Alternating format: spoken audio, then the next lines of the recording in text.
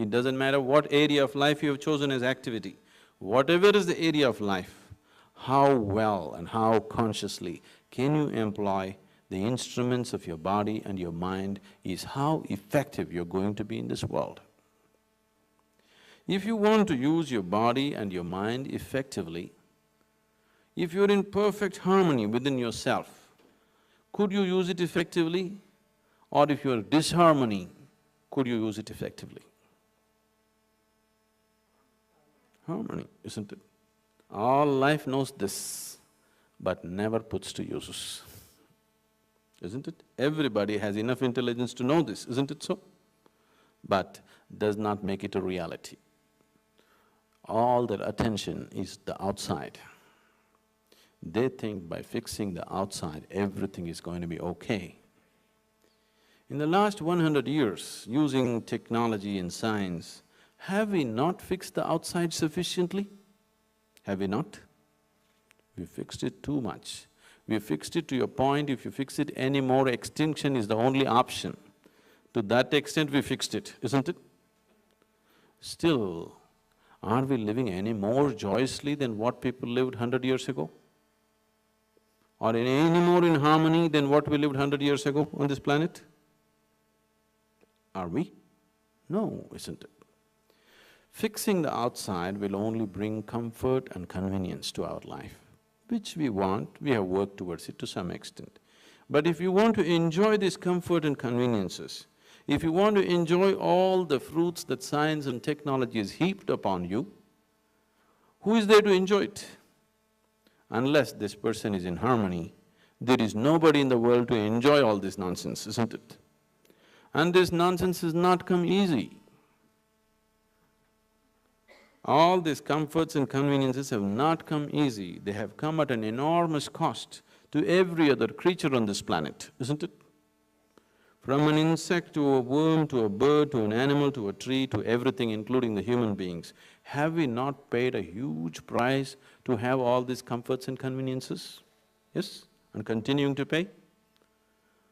And at least if you're ecstatic, it's all right to make a bonfire of this planet.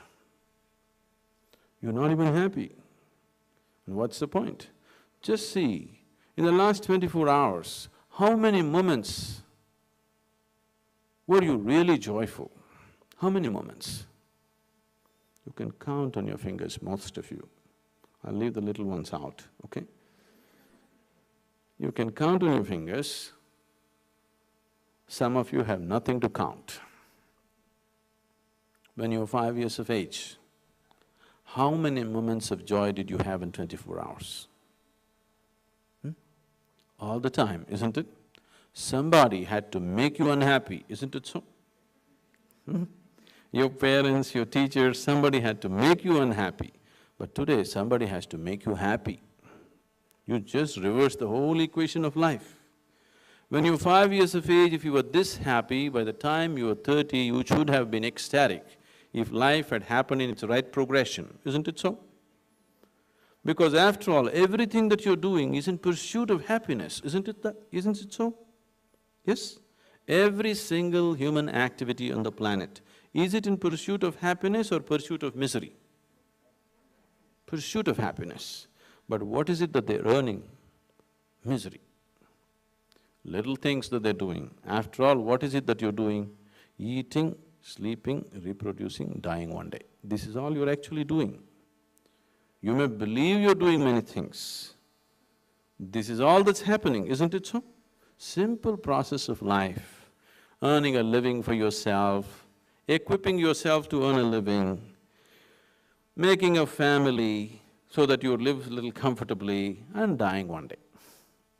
For this, just see the level of turmoil and torture that people are creating for themselves, simply because even the fundamental factors within themselves, their own body and their own mind is not in harmony, it's in complete disarray. And you're hoping that somehow you will live well. Such things don't happen. Such things don't happen in the world. Unless you do the right thing, it just doesn't work. With the outside world, do you realize unless you do the right thing, it doesn't work? The same is true with the interiority. Unless you do the right thing, it doesn't work. It is just that you have assumed too many things about life, not looking. Assumptions and assumptions and assumptions. All your morals, ethics, values are simply assumptions about life, simply because you're not allowing the core of humanity to function.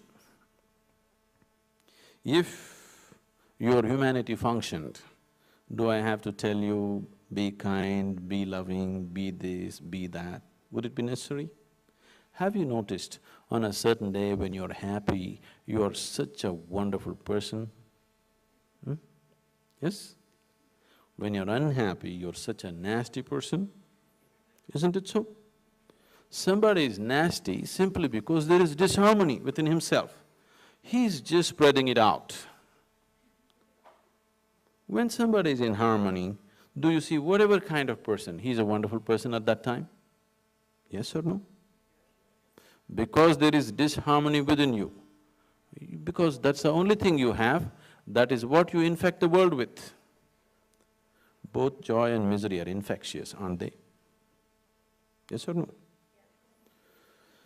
So, what do you want to infect the world with? Joy? If you want to infect the world with joy, it must happen within you, isn't it? Yes, I want to be joyful, I know that, but you know, did you meet my boss? Have you seen my mother-in-law? You know, I have seen all of them. They're all there in everybody's life in different proportions. But they're all there in everybody's life, isn't it so? Now, whoever you are, however big you are, however capable you are, even if you're superhuman, nobody has absolute or 100% control over the external situations in which they live. Is it so? Nobody. Is it so? Even if you're just two people in the family, do you have absolute control over the situation? Not at all, isn't it? So, if your harmony is enslaved to external situation, if your joyfulness and peacefulness is enslaved to external situation, you being peaceful and happy is going to be one big accident, isn't it? So you're all dead serious, look at her, just jumping with joy. You were all like this, now slowly you become like this. Now somebody has to push you to make you happy. Maybe, I don't know, maybe nobody is old enough for this, but suppose you bought yourself a car in 1940s. Along with that, you had to get yourself 2 servants because morning push start. Yes? You need 2 people to push your start to activity. In 1950s, if you bought a car, 1 servant would do because crank start. Now all your cars are self-start. Is it not time you put your happiness on self-start? See, she's got it on self-start. No matter what nonsense yoga you're talking, she's happy. She's got it on self-start. You're still on push-start. Is it not time that you upgrade your technologies?